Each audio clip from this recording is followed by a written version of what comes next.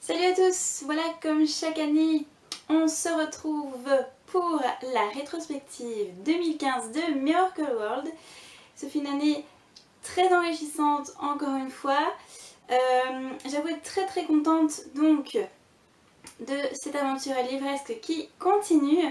Alors pour débuter cette rétrospective, revenons un petit peu sur mon challenge Goodreads. Je m'étais fixé le nombre de 60 livres à lire en 2015 et j'en ai lu 68, ce qui est très bien puisque j'ai donc dépassé ce challenge. Voilà, donc j'espère pouvoir peut-être viser un peu plus en 2016. On va bien voir. Donc pour ça, c'est réussi. Je dois vous avouer que parmi mes lectures, eh bien, j'ai aimé énormément de livres. Alors, cette année, je change un petit peu le concept. Je sais que précédemment, je vous présentais aussi, en plus des coups de cœur, mes déceptions. Mais cette année, je vais me concentrer que sur les coups de cœur. Donc j'ai fait une sélection de 10 livres que j'ai vraiment adoré. Ou alors j'ai carrément le coup de foudre, vous allez voir. Donc voilà, il y en a quand même 10 à voir. Donc on va commencer tout de suite avec cette rétro niveau lecture. Voilà. Alors le tout premier n'aura aucune surprise pour vous. C'est tellement évident que bon voilà. C'était obligé que je commence par lui parce que c'est ma plus belle découverte, je le redis encore, donc de cette année 2015. Il s'agit évidemment de Sword Art Online de Riki Kawara et Avec. Voilà, je remercie vraiment beaucoup les éditions Ofelbe qui sont venues à moi fin 2014 et avec qui j'ai commencé l'aventure donc en mars 2015 avec ce tout premier titre. Ça a été vraiment un coup de foudre comme je n'en avais plus eu depuis 2011 avec la saga Diamond Fay. Voilà, pour vous dire, j'ai tellement aimé que du coup j'ai même aussi le manga. J'ai reçu ici à Noël le reboot, donc le SAO Progressive. J'ai aussi l'anime, enfin vous voyez, j'ai la panoplie complète. J'ai même le premier tome en japonais que j'aurais dû vous montrer, mais bon, je pense que vous avez compris mon engouement pour cette série. Voilà, l'apothéose a été d'avoir la dédicace des deux auteurs qui sont venus à Japan Expo. Donc ça, je remercie mon ami Mathieu pour ce petit cadeau. SAO, si vous n'avez pas encore lu, je vous le conseille. Si vous aimez les jeux de rôle, si vous avez vous aussi joué à des jeux comme Final Fantasy, voilà, ça devrait vous parler. Les personnages sont hyper attachants. Alors en plus du background typiquement jeu vidéo, il y a Azuna et Kirito qui sont hyper attachants et voilà, moi je les adore. Donc j'ai très hâte de poursuivre leurs aventures, mais aussi de redécouvrir donc la conquête de Lenkrad qui se déroule dans ce premier tome exclusivement, donc à travers le progressif. Donc voilà, je vous dis, je pense que vous n'avez pas fini d'entendre parler de Sword Art Online en 2016, c'est sûr et certain. Alors mon deuxième plus gros coup de cœur de cette année 2015, c'est forcément la série de mon cœur, c'est The Iron Warrior de J. Kagawa, le dernier tome de la série Diamond Fay. Voilà, 2 ans que je l'attendais. J'ai eu la chance de le lire en avant-première en septembre dernier alors que le roman est sorti fin octobre. Donc je pense que je me ferai un plaisir de les relire maintenant que j'ai tout au complet. Voilà, je vous en dis pas plus parce que c'est le dernier tome de la série, parce qu'il n'est pas traduit en français, qu'on ne sait pas quand il va être traduit, mais je vous assure qu'il était bien mieux que ce que j'ai imaginé. J'avais très peur pour ce dernier tome et j'ai adoré. Voilà, on retrouve tout le monde, on retrouve Ash, Megan, Puck, Ethan, Kenzie. C'est un condensé d'émotions, c'était juste phénoménal. Donc voilà, pour moi ce tome confirme vraiment à quel point donc j'aime The Iron Fay. Donc si vous n'avez pas encore lu la série, dépêchez-vous. Voilà.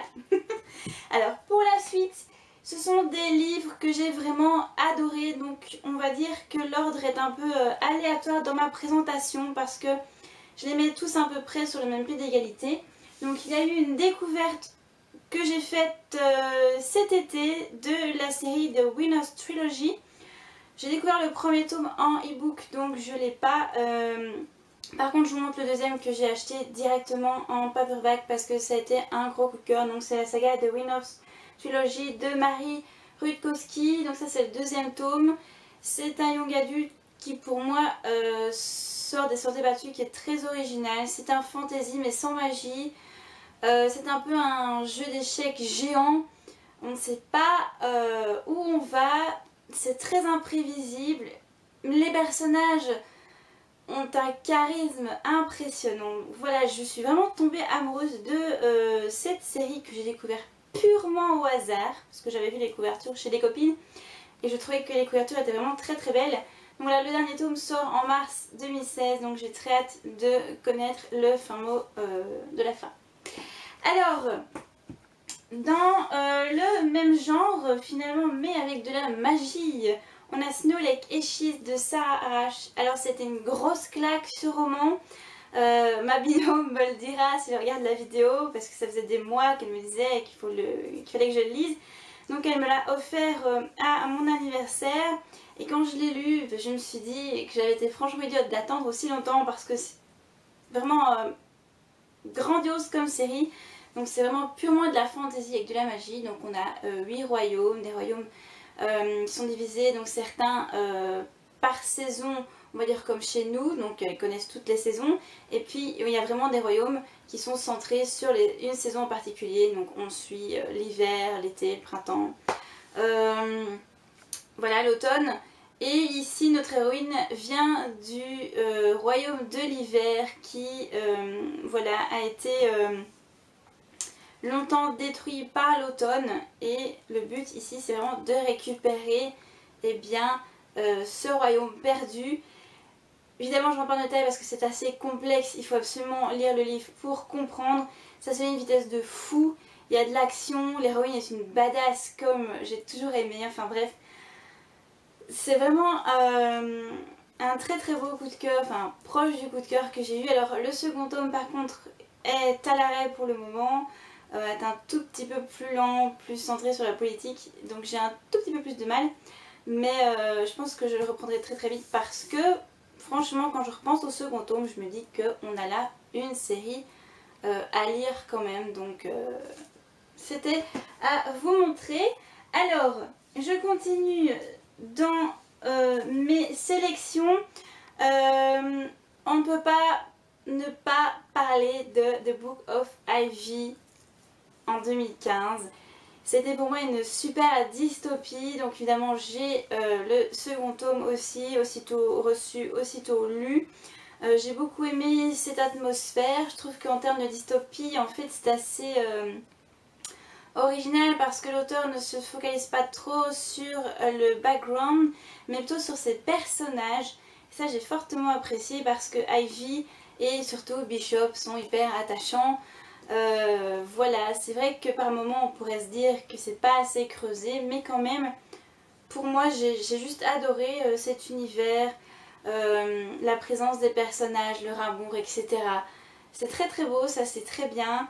Donc pour moi on ne peut pas passer à côté de cette duologie. Alors un autre roman qui m'a vraiment surpris, parce qu'au départ j'avais vu quand même des avis mitigés, donc j'avais un peu peur. Pour moi ça a été vraiment très très proche du coup de cœur. Il s'agit de Zodiac de Romina Russell. J'ai adoré cette ambiance. Voilà, j'ai toujours été fascinée un peu par les galaxies, les constellations, les planètes depuis une dizaine d'années. Donc voilà, le fait que ce livre se concentre vraiment là-dessus, sur les constellations, sur les signes du zodiaque, qu'elle en fasse un univers vraiment impressionnant, j'ai juste adoré, mais vraiment à un point inimaginable. J'étais vraiment ailleurs avec ce livre. Alors c'est vrai qu'il y a un triangle amoureux, vous savez que je n'aime pas ça du tout, mais ça ne m'a pas plus dérangé que ça, tant le background est génial, et puis il y a beaucoup d'action, donc j'ai été conquise. Alors un autre pour lequel j'ai été conquise, dernièrement. Il s'agit du tome 1 des Outrepasseurs de Cindy Van Wilder. Cindy a une plume magnifique, voilà, elle mélange autant le passé avec le présent d'une manière phénoménale. Et puis elle introduit un peu ce côté paranormal, féerique, avec donc ces fées justement, mais qui ne sont pas du tout sympathiques, d'une manière très originale. Ça a été une merveilleuse découverte. Voilà, je me retiens un peu d'acheter la suite parce que j'ai tellement de choses à lire, mais j'ai très envie de lire le tome 2 et le tome 3, donc je vous en reparlerai forcément en 2016, surtout que Cindy sort un nouveau roman en mai. Donc voilà, c'est une auteure que j'apprécie beaucoup et que donc je vais suivre avec grand intérêt en 2016. Alors, ensuite, un autre ovni young adulte dont on ne peut pas passer à côté, c'est Une vraie sous-la-sang de Sabaa Tahir chez Pocket Jeunesse. Voilà, pour moi c'était aussi une grosse claque. Un livre quand même très dur, émotionnellement on n'est absolument pas épargné, il y a beaucoup de violence, donc ça c'est à savoir avant de lire ce roman. Donc c'est vraiment très violent, très prenant, qui met en avant donc l'esclavage, mais aussi un peu la richesse, le statut dans la société. Et puis l'auteur introduit vraiment quelque chose d'original dans ce roman dont je ne vous parlerai pas parce qu'il faut le découvrir, qui fait que eh bien, Une vraie sous-la-sang est unique en son genre. J'ai vraiment très hâte de lire le second tome, donc pour moi c'est un incontournable de 2015. Allez, on continue avec les deux derniers. Donc forcément celui-ci, je vous en ai parlé, il y a eu un concours qui s'est terminé il y a peu. C'est Je t'ai rêvé de Francesca Zappia, qui pour moi est un roman très différent de ce que j'ai pu lire, vous voyez, dans toute ma sélection. Eh bien, Je t'ai rêvé sort du lot. Voilà, c'est un young adulte qui se focalise sur la maladie, en l'occurrence la schizophrénie. Donc c'est très différent. Et en même temps, il y a ce côté banal du lycée qui fait que la maladie n'est pas trop présente. Enfin, elle est vraiment là à des moments très justes. Donc c'est savamment dosé, les personnages sont hyper attachants, on rit, on pleure, bref, l'écriture a été extraordinaire. Ce roman m'a beaucoup émue, donc impossible de ne pas en parler pour cette année. C'est un one shot, donc c'est encore mieux, ça fait du bien parfois de lire que des romans seuls qui n'ont pas de suite. Donc franchement, je vous le conseille absolument si vous ne l'avez pas encore lu cette année. Et alors le petit dernier n'est absolument pas nouveau, mais alors pas du tout, mais je tenais quand même à vous le montrer parce que donc c'était un de mes cadeaux d'anniversaire, j'ai carrément eu la box set et voilà, j'adore cet auteur. Il s'agit de Rick Riordan et la saga de Heroes of Olympus. Donc cette saga, et bien donc j'avais déjà lu le premier tome en 2014 et maintenant que j'ai la box set, et bien j'ai lu ce second tome il n'y a pas très longtemps. Que vous dire, pour moi Rick Riordan est devenu une valeur sûre de ma bibliothèque. Je pense que je pourrais acheter ces livres les yeux fermés et je pense qu'en 2016 il sera extrêmement présent parce qu'il y a sa saga Magnus Chase que j'aimerais bien lire. Il y a aussi sa nouvelle saga avec Apollo qui se passe normalement après cette série. Donc je pense que vous allez entendre parler de Rick Riordan sur le blog en 2016. Même si cette série n'est pas du tout nouvelle, c'est un plaisir de se replonger dans la mythologie grecque et romaine ici en plus. Alors Percy Jackson, je l'adore toujours autant. Je sais que dans le tome 3, 4 et 5, je vais retrouver aussi Annabeth. Donc rien que d'y penser, j'ai super hâte. Voilà, donc ça méritait que je le mentionne dans ce top 10 parce que j'ai vraiment adoré me replonger dans cet univers. Et donc comme je vous le dis, Rick Riordan, vous n'avez pas fini d'entendre parler en 2016. Voilà pour ce bilan lecture, donc les 10 livres ou séries pour certains cas, parce que j'ai enchaîné les tomes 1, tome 2, etc. Que j'ai vraiment aimé. Il n'y a pas que ça, il y a eu aussi Ma raison de vivre que j'avais adoré. Il y a aussi Le feu secret chez R qui était génial. Donc il y en a d'autres, mais c'est ceux que je vais retenir en particulier. Donc voilà, si vous n'avez pas encore lu, je vous les conseille fortement. Alors avant de passer aux autres rubriques de cette rétrospective, eh bien, il y a une petite fierté dont je dois vous parler. C'est bien entendu ma rencontre avec Julie Kagawa. Voilà, cette année j'ai pas pu voir mes amis blogueurs lors des salons du livre de Montreuil ou de Paris, qui m'ont beaucoup manqué. Heureusement, ils sont toujours là au quotidien, virtuellement. D'ailleurs, je leur fais une dédicace, ils se reconnaîtront, parce qu'ils m'ont beaucoup apporté cette année, ils m'ont beaucoup gâté aussi. Ça, je l'oublie absolument pas. Donc merci pour votre amitié, pour les échanges, pour votre écoute. Vous êtes précieux pour moi, donc j'espère qu'en 2016 ça va continuer comme ça. Donc voilà, ça je tenais absolument à le dire dans cette rétrospective. Je vais pas citer tout le monde, mais je pense que mes plus proches amis blogueurs vont absolument se reconnaître. Et donc je voulais vous parler quand même de cette rencontre particulière de cette fin d'année 2015, puisque j'ai rencontré la maman de Ash, de Megan, de Puck, enfin la maman des Iron Fest, Julie Kagawa. Voilà, je vous montre sa jolie dédicace. C'était inespéré, je pensais pas que Julie Kagawa viendrait un jour en Europe, encore moins en Belgique. Donc quand je l'ai su, c'était inévitable, il fallait que j'y aille. Julie a été exceptionnelle, j'ai pu lui parler, j'ai pas trop perdu mes mots, j'ai pu échanger avec elle, lui dire combien j'aimais sa série, combien j'étais heureuse de la rencontrer. Voilà, ça a été une de mes plus belles rencontres de 2015. La seule au niveau des auteurs, mais pas des moindres, puisque c'est quand même mon auteur favorite. Donc c'est un peu un rêve de réaliser de ce côté-là. Donc j'espère que 2016, eh bien, je pourrai venir à des salons pour pouvoir rencontrer de nouveaux auteurs. Parce que je sens que voilà, c'est toujours des moments privilégiés et extrêmement magiques. Voilà. Alors, pour le reste, tout ce qui est musique, séries, cinéma, je vous invite à aller consulter l'article écrit parce que voilà, je pense qu'alors cette rétrospective sera très très longue. Niveau musique, il y a eu beaucoup de choses que j'ai aimées, de la musique asiatique comme de la musique US, pour une fois.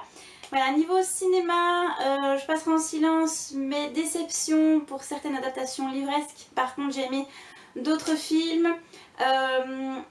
Voilà, donc je vous invite à aller voir l'article. Pour les animes, mais c'est pareil. Encore une fois, on revient avec du Sao.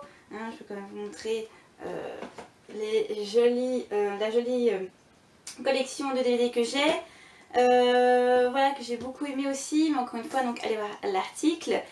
Parce que j'aime bien vous parler surtout de graphisme et de mon métier, parce que ça a été vraiment un très gros tournant aussi dans ma vie et un peu dans celle du blog, parce que pour moi tout est un peu relié. Donc voilà, je me suis enfin lancée en freelance avec donc mon site Miracle. Voilà, évidemment j'ai choisi ce nom puisque c'est aussi un peu le nom du blog, Miracle World, Miracle. Imagination en général, je rajoute. Voilà, j'ai décidé donc de me lancer en freelance pour réaliser moi-même les sites web. Donc voilà, depuis le mois de mai, eh bien ça commence tout doucement.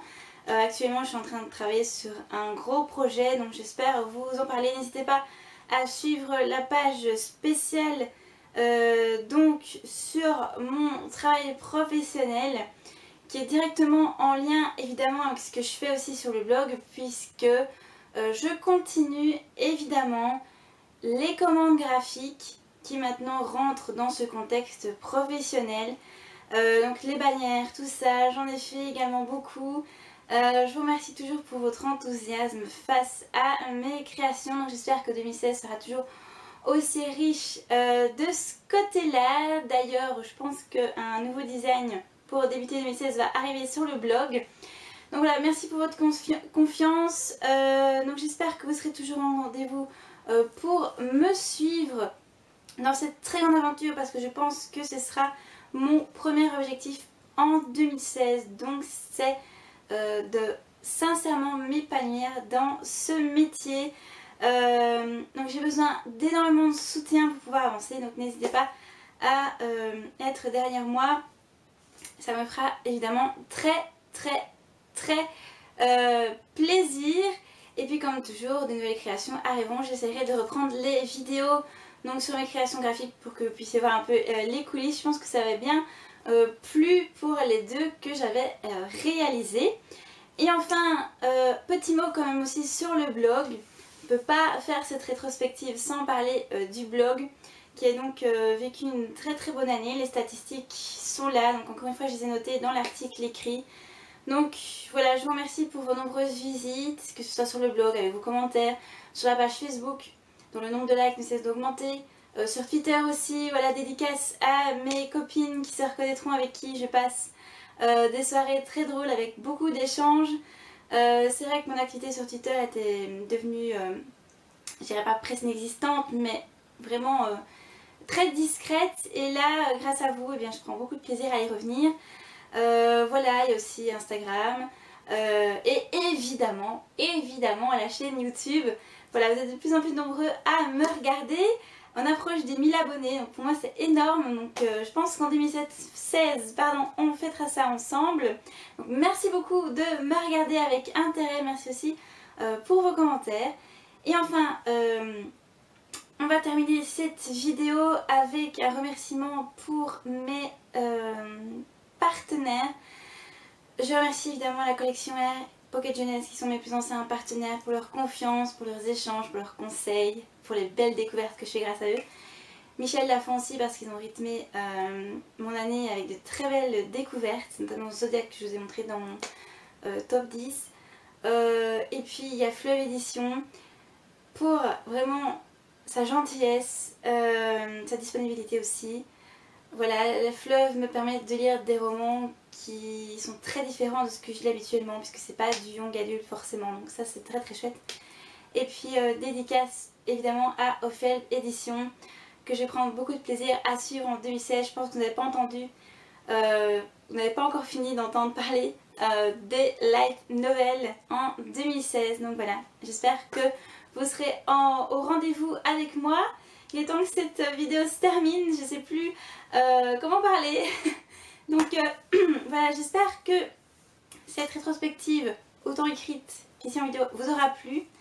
N'hésitez pas évidemment à me dire ce que vous en pensez, si les livres que je vous ai présentés, vous les avez lus, vous comptez les lire.